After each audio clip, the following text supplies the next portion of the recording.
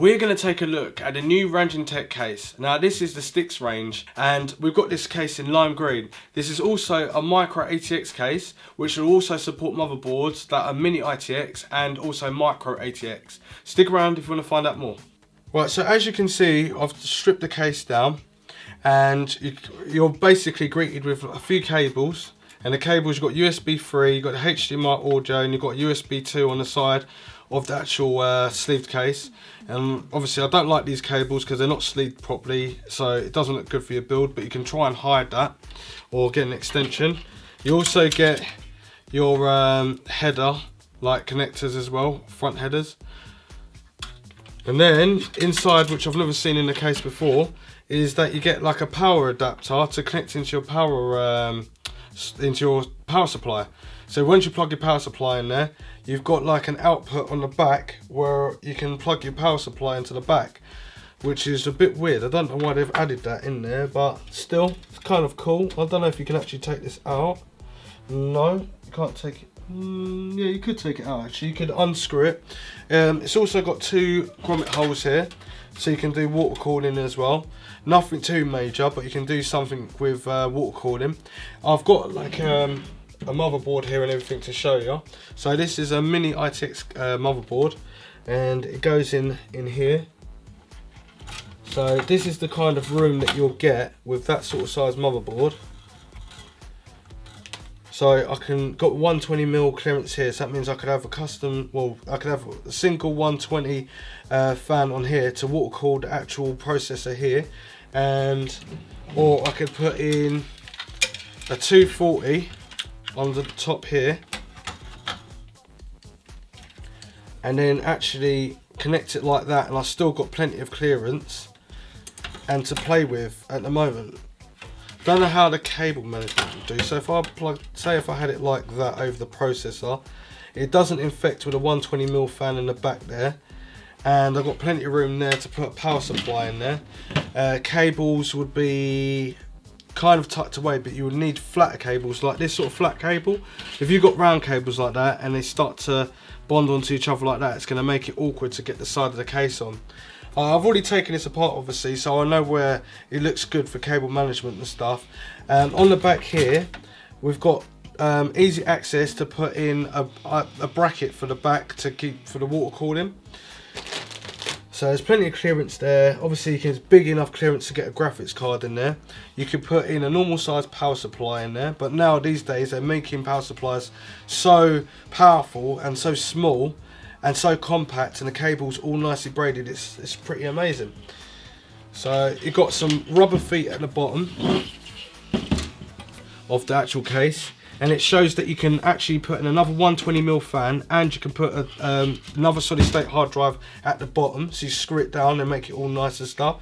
It also comes with obviously the standoffs, so you can put your motherboard straight in there. The plate is quite solid and it's galvanized. Inside here it's all aluminium, but it's quite light, but it's solid, so that's really good. And it's got nice air ventilation for your graphics card on the side there, and weight, everything's nice and compact. It's pretty good. It would be a nice bit of a dissipation for heat. At the top is where the heat will dissipate, and obviously your water cooling will go for 240mm. So you can have two fans at 120 at the top, and obviously quite a fat radiator. You could get probably quite a very fat radiator. There's no like limit of how big a radiator you can put on there, as long as it's for a 240mm. Obviously on the top of the actual case itself, you got two USB 3s, which is up to 5 gigabits per second data transfer speed, which is easy access because it's on the top. You've got a microphone jack and a headphone jack, and obviously on the front there's nothing on the front but the logo and a power button, and this is all like a brushed aluminium. It feels really nice. It's really nicely cut. It doesn't cut your hands, not really sharp, but it's really solid. It's really strong. But the only thing is the side here. Now we go to the bottom here, and we can see that there's a bit of clearance there to do a little bit of cable management. As I said, you ain't going to get loads and loads of cables in there at all, but there is room for two solid state hard drives on there, so you can place them really nicely. But it depends on obviously the cable routing of like where you're going to put it and the cable ties. It has got cable management like couplings to hold it, and then obviously you can hide a little bit down there, and the case actually sits flush on the side, so it gives you about at least 2 centimeters thick or width of definition, obviously to hide your cables away and stuff, and a few grommet holes as well that are cut out just to route the cables in, and then at the top here for your EPS onto the motherboard as well. So it's quite a nice little design. As I said, just nothing, really smooth. Your power supply goes there. Everything's kind of a little bit backwards of what it should be, but that seems to be the new sort of fashion of cases, or people like all manufacturers trying different things. Obviously I'll show you like what a graphics card would look like, so I'll get the motherboard back. So if I put it back here, this is where the motherboard would go, and it would go like this way around as well, because the I/O brackets on the back, and then the graphics card will go here. So clearly you'll even have more room for actually quite a big graphics card anyway, because the power supply would be situated here, and you'll have like your water cord in here, which would be a big fat, you could actually probably do push and pull if you really wanted to, but I don't see any point in that. But yeah, that's basically the case. So also I forgot to mention with this case, you can actually fit 2 3.5-inch hard drives, so that's like the mechanical hard drives. So you can use this bracket, stick 2 of them on there, but you'll be able to obviously put a solid state in the bottom of the case as well, which is pretty cool.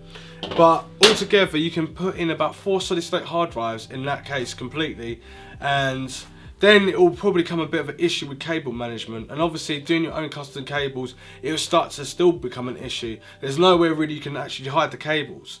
But just looking at the case as it stands, it's just like a very nice aluminium and very solid case that actually screws together. So let's talk about the actual screwing of the actual case. So I've got 4 screws on one side, 4 screws on the other. They haven't got thumb screws or anything like that, which makes it a bit awkward if there's a problem with your components in the computer case and you have to undo it. That means you have to find a screwdriver, undo all the screws, and they don't exactly come up very nicely. But when they come out, and then you've got that sort of there to obviously greet you. Then you've got this as well, which you've got to put on the side, and you've got 4 screws on here, so that's 8 screws just on that. And then if you want to take off the other side panel, that's another 4 screws. So we're talking about like 10 sort of sets of screws there, or 12 actually, before we even get in there and start actually like fiddling around with components and sorting it all out. But what the good things are? The good things are, when you've got all that out the way, you've got the actual dust filter. The dust filter is really nice, it's solid, and it's easy to get out. You just slide it into the top and then clip it down, and it's in there, and then you just got 2 clips on the side here, and you just unclip it and then pull it up, and then you can just like wipe it away or wash it out, and it's done, and dry it obviously before you put it back on the computer case. And that is, there's nothing really else more to say about the case. The case is, it does look nice, it comes in loads of different colours. They've also got water cooling and custom water cooling that goes with the case, and it's really unique, and the design is obviously unique, the way the motherboard sits into the case as well. But I haven't built in it yet, so I couldn't tell you 100% of what I would actually feel like 100% how great it is. But what I've been doing about putting components in and testing it kind of like that, I can tell that it's going to cause a few problems of cable management if you've got OCD like me. Also to mention that you can also probably do, as I said earlier, with the 240mm rad, you can put in 120 on the top, 120 on the top, and then you can have a push and pull configuration with another 2 120mm fans at the bottom. Probably if there were a lot thinner fans, you'll probably be better, so you won't really get static pressure on them sort of fans, but you could have a smaller radiator. But obviously having a smaller radiator probably means less cooling. Well, we don't really know, to be honest with you. It depends on your own preferences. If you're overclocking and what processor you've got, if you're using Sandy Bridge and all this sort of stuff. So that's what to take into account. So altogether, in that case, you can get 6 fans in there. But so you also can take out the 120 Raijintek fan and then swap it with another fan as well. But also you could probably put LED little fans in there, because with this case as well, it comes with obviously this little side window to show your build off. So that is a nice clear bit of plastic on there. It also comes with what's it called, bolts as well, which is quite cool. It's a little neat feature. I'm guessing this is for a CD player to put in the side, but I don't know how you would put a CD player in there, but It looks like a car sort of CD player, but yeah. Anyway, that is the end of the review. So don't forget to hit that subscribe button if you want to like find out about more up-to-date, more products and reviews. And obviously hit the like button and dislike it if you dislike the video. But always stay subscribed, keep watching and sharing the video. And I'll see you in the next one. Thanks for watching.